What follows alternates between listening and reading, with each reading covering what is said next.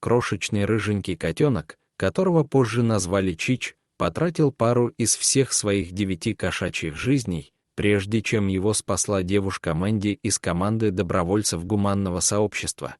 Кошачий ребенок появился на свет на улице у бродячей мамы-кошки, которая почти сразу от него отказалась. О причинах всего поступка можно только догадываться, но из-за этого кроха Чич чуть было не погиб. Мало того, что он родился с нехваткой веса, так еще и отставал в росте от своих сверстников.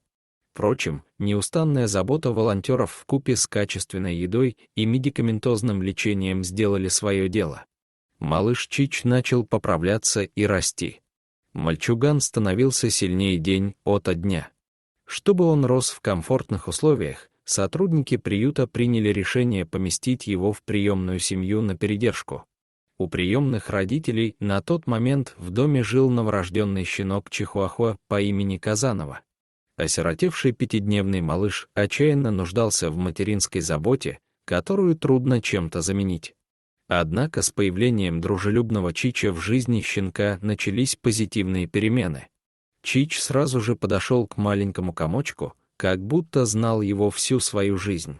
Ласковый котенок обнял лапкой Казанову и, приветствуя, лизнул его в мокрый носик. Щенок мигом среагировал на необычное прикосновение и прижался к новому другу, словно к матери. Когда кроха Чич устал, он забрался в коробку с одеялом, где спал Казанова, обнял новорожденного товарища лапкой и, почувствовав родное тепло, сладко засопел. Так, эти брошенные дети обрели друг друга.